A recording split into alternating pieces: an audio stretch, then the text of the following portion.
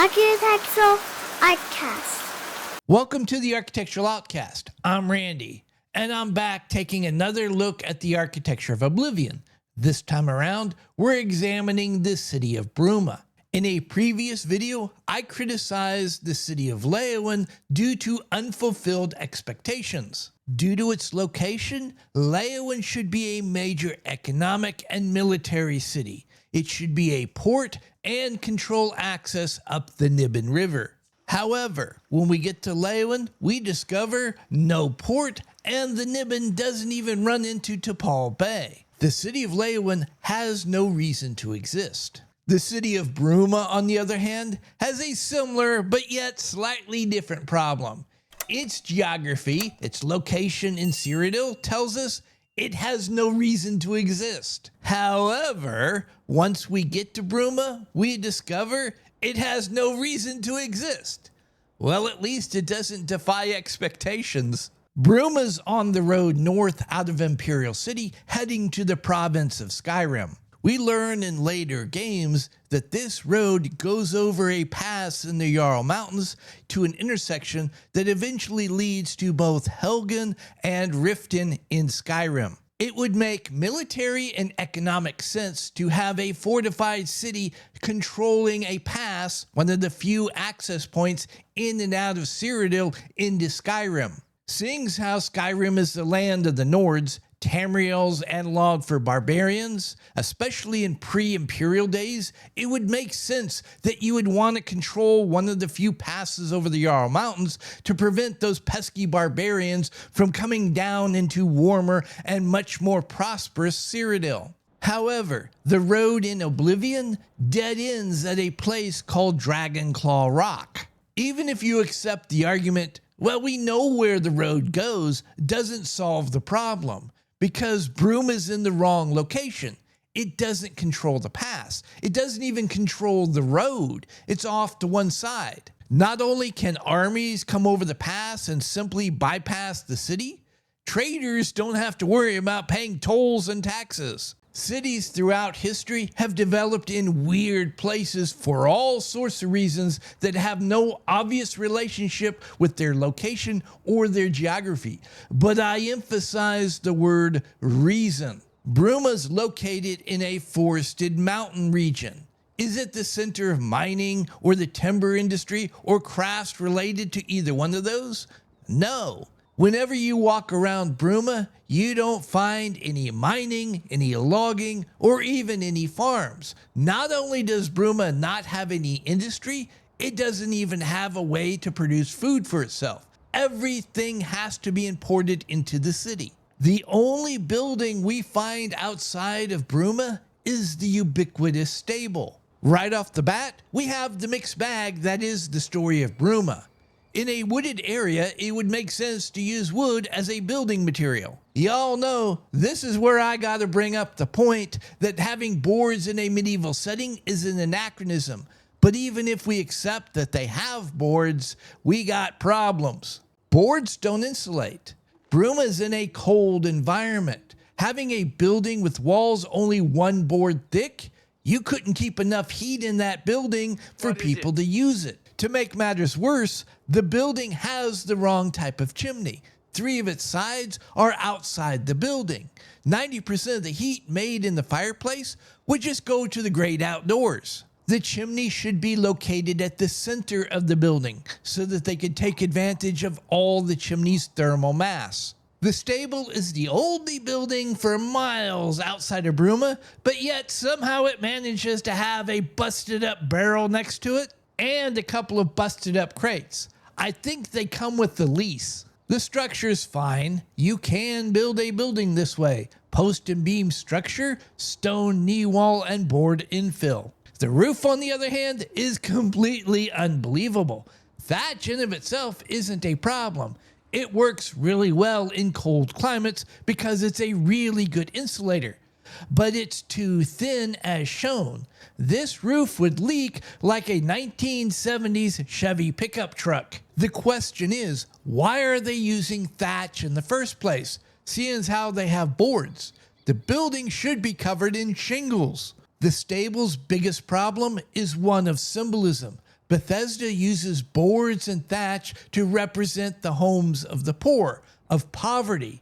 And then they go and make the stables at the front gates of Bruma out of these materials. This goes against common sense because the developers are asking us to believe that someone would willingly pay for the privilege of leaving their horse, one of their most valuable assets, with somebody who lives in a hovel and who doesn't even have a barn to get their horse out of the cold weather. This is another example of the developers failing to meet expectations. We expect a stable to look a certain way, to offer certain amenities, like a stable. We don't expect it to look like a hovel that's barely capable of supporting human life, much less taking care of livestock. It's not believable that this building would be a stable outside the front gates of a city. Bruma is one of the better defended cities in Cyrodiil. It has a bastion, a small fort, protecting each of its gates. If I would have been asked, I would have recommended that there be a gate or a portcullis in the first entrance. It could be open, that would be fine, but it should be there. They came so close. There's the track for the portcullis or for where the gate would attach to the wall. It would have just added that little extra believability. Y'all ask, what's the big deal? Well, what's the point of going to all the extra effort to put in a bastion and then there's no way to defend the entrance to the bastion? As far as the bastion itself, it looks believable. It looks like it's capable of defending the gates to the city. And it looks medieval. The defenses of the city as a whole are also believable. It's located on a mountaintop. It would be a bear to get an army up here to attack the city. Now, all the rocks, down trees, and other stuff would not be allowed to be laying around next to the walls. That would be stuff an army could use to get through, over, or around those walls. Most of the walls around the city are high, further reinforcing the impression this place would be one tough nut to crack. A defense is only as strong as its weakest point, and there's a couple of places in Bruma's walls that are just silly. Walls don't line up with each other, they're ridiculously short, and they just randomly dive into a tower. We know what's going on here. The developers had uneven ground, and they had assets called towers and walls. They placed the towers on uneven ground, and then used the walls to fill in the gaps between the towers. The wall on the left looks like a wall. More importantly, it looks like a wall built specifically for its environment, for the uneven ground, and for that space between the two towers. The wall looks believable. It looks like a wall. The wall on the right isn't believable because it looks like what it is, a video game asset that has been crammed into a space it doesn't fit. The wall doesn't look like it was built specifically for this space. The arches and crenellations have no relationship to the towers on each side. They just end where they end. The wall has no relationship to the uneven ground. Its top's going to remain straight no matter what, causing the section of wall next to where it connects to the tower to be unreasonably short. This is one of those developer shortcuts meant to save time and energy that ultimately does more harm than good. It undermines believability because the solutions are obvious and simple. And it just is magnified when you have these two walls clearly not line up to such an extent. It's these little mistakes, the inexcusable mistakes, that are the most dangerous. They become a ticking time bomb. As people notice them over and over again, they keep nagging at the back of the mind, eventually blowing up the world building. For example, the door to the stable. The hinges are on the right, the doorknob is on the left. When we come inside, what do we see? The door has hinges on the right and doorknob on the left, the exact opposite of what it should be. This door cannot open, which means we cannot be inside the building. We all know what's going on here. The developers used the same skin to skin both sides of the door without bothering to mirror one of them. I wish I could say this is a one-off or a rare occurrence, but unfortunately, from the stables outside of Imperial City all the way to this door, I have found this mistake over and over again, hundreds of times. This type of mistake is unexcusable because the solution is so simple. Mirror horizontal, save as new asset. Every time a player encounters one of these doors, which I said is hundreds of times, it's a slap in the face. This isn't real. This isn't real. If Bethesda can't be bothered with the little things, why should the players be bothered with the big things? Walking around the outskirts of Bruma, you will quickly notice outside of wilderness, there's nothing. And I mean nothing. Not even water. Going into Bruma and you have the same problem. Not a drop of water to be found anywhere. No wells, springs, or anything. Humans have been known to live in all sorts of improbable places where even the water has to be imported. But I go back again to there has to be a very good reason to do so. Bruma is sliding out of it has no reason to exist and moving right on over to it can't exist. This is the frustrating thing about Bruma. So many self-imposed errors. On one hand, you have a design that is so bad it's to the point of indifference or outright laziness.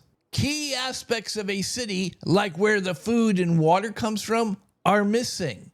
Aspects that we've found in every other city we've examined to this point. Bethesda clearly knows that these elements are important for world building. They've done it before, which also means they know how to do it. The question, why doesn't Bruma have them?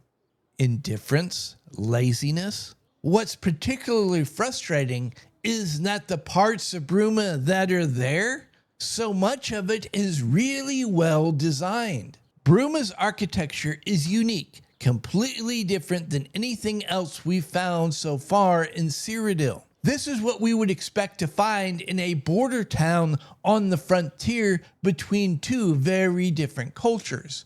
A blending of architectural styles and building traditions that leads to its own unique hybrid. Bruma was built upon a steep hillside, so it was terraced into 3 distinct levels leading up to the castle. Not only are there historic cities built exactly like this, it makes sense if Bruma is supposed to have an important military function, like protecting a mountain pass that it's not anywhere near. Most of the buildings in Bruma are log cabins. Most people, particularly here in America, associate log cabins with rural and the frontier. Right off the bat, Bruma has the feel of a frontier border town. Bruma is full of Nords, who are barbarians, simple, straightforward, who you'd expect their architecture to also be simple and straightforward, and maybe a little bit crude, like a log cabin. Unlike the stables outside the front gate, the symbolism of these log cabins matches with what we would expect of the people who built and used these buildings. A little side note.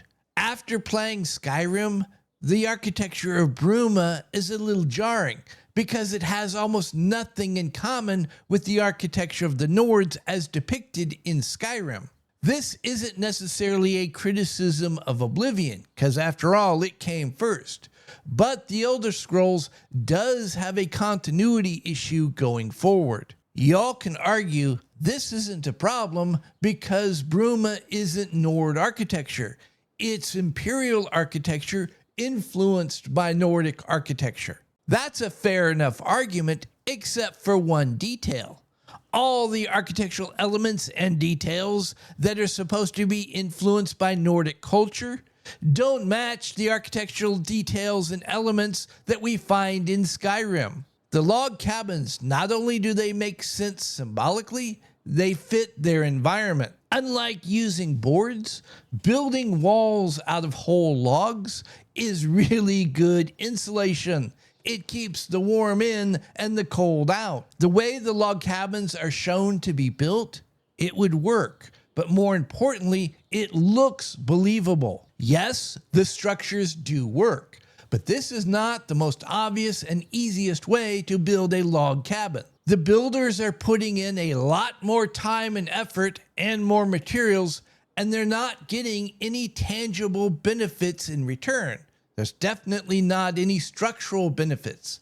This is a purely aesthetic choice. I go into greater detail about this in my introduction to Skyrim architecture, but this actively undermines the assumption that Nords are simple, ignorant barbarians. The Nords, as a culture, have decided to go with an architectural aesthetic that looks simple and crude, but in reality takes a great deal of skill and ingenuity to pull off. Simple barbarians? My As much as I like these cabins, they do make a couple of mistakes. For example, the chimneys are on the outside of the walls, wasting all of that lovely life-preserving heat. The roofs are multiple layers thick and covered in wood shingles. Not only does it keep the building dry, it offers extra insulation, keeping all of that beautiful life-preserving heat inside the building. Parallel gables on a single house is mostly a modern thing. Yeah, there are historic examples, but you would never find one in an environment like Bruma. Snow is heavy. Get enough of it on your roof and your building will collapse. That's why you have a steep gable. Use the snow's weight against itself. Get enough snow on that gable and gravity will cause it to fall off of its own accord. With that valley between the two gables, there's no place for the snow to go. It'll just keep building up weight and mass, eventually risking crushing the building, undermining the whole point of putting in a gable in the first place. Then there's the issue of what happens when all that snow melts. That water has to go somewhere, and unless you've perfectly sealed that valley, that somewhere is going to be inside your building, which we're going to see here in a minute, opens up a whole nother can of worms. As a shifty architect type, I really appreciate the stone plinths that a lot of these cabins sit on. Not only do they keep the cabins up off the ground, they communicate that there's a lot more going on the insides of these cabins than first meets the eye. Going inside, you discover the living quarters are sunk down underground, further reinforcing the idea that that double gable is a really bad idea.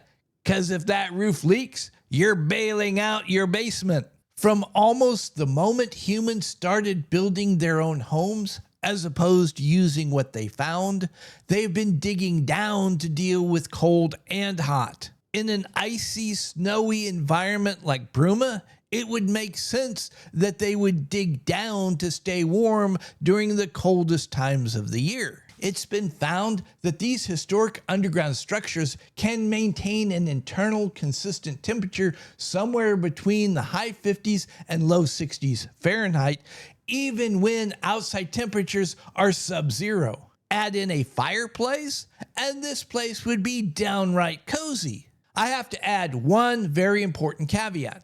By having a fireplace, you've introduced the risk of carbon monoxide poisoning. You must have a way to bring fresh air into the space. Assuming you do, though, you're off to the races. You would not need very much fuel, firewood, to keep this space nice and toasty all winter long. I don't know if the developers knew what they were doing or they just got lucky. With the inconsistencies of the design of Bruma, it's hard to tell. In theory, the design of this underground space with its fireplace would work.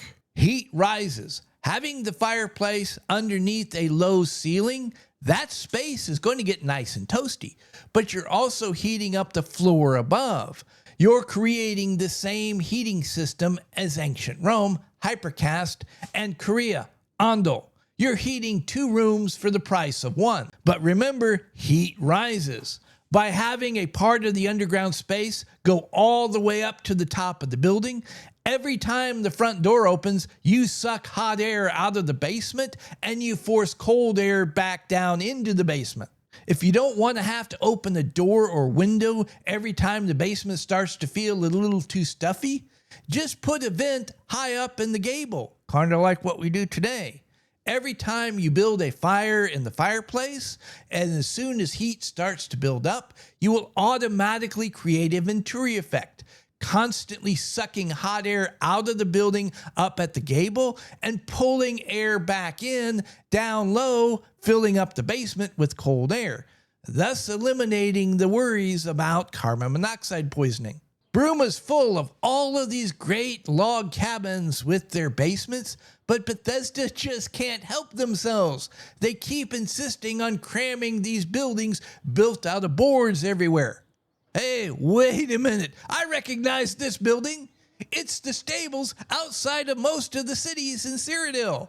Somebody stole the blueprints and started building them here in Bruma. And you guessed it, the door is screwed up. I'm going to leave the anachronism alone. Yeah, but you brought it up. Yeah, I know. But I'm going to leave the anachronism alone. The issue is the symbolism. Bethesda uses thatch and boards to symbolize the lower classes, peasants, poor people, poverty. And then they go and make the main inn in town out of poor people stuff. There are multiple symbolisms actively contradicting each other, sending different messages. On one hand, we're being told this is a building for poor people, but on the other hand, we're being told this is an inn. But Randy, you say, there are inns for poor people. Yeah, but then this brings us to the third contradiction. Location, location, location. This inn is located by the main gate, and all the other buildings around it use logs in their construction. This isn't the slums. It's not the wrong side of town. It's not the projects, dog. The inn is on the main drag. It's within eyesight of some of the nicest houses in town, and it's across the street from the cathedral. Do you all realize how much this dump affects its neighbors' property values? To say it sticks out like a sore thumb, doesn't fit its environment, is an understatement. Then there's the symbolism of the building as an inn. You have to be able to convince people just by the way your building looks that they want to have the privilege of giving you money to be able to sleep in your rooms.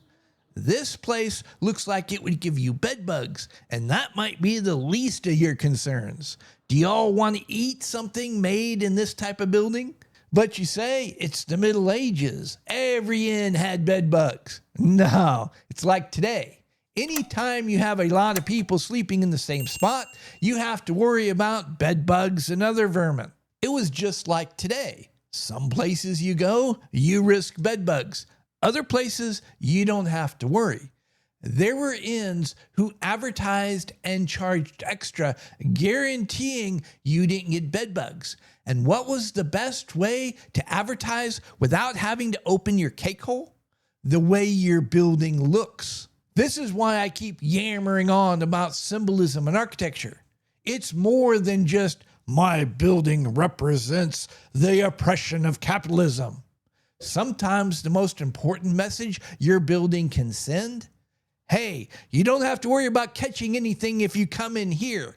And oh, by the way, the food's safe to eat as well. At any rate, I hope I've given you all something to think about. And until next time, y'all be safe. If y'all are still here, thank you very much. I really appreciate it. While you're at it, why don't you like this video, subscribe to the channel, click that notification bell. You can hear me yammer on about something else next time, and feel free to share this video far and wide. Please like and subscribe. Please leave a comment.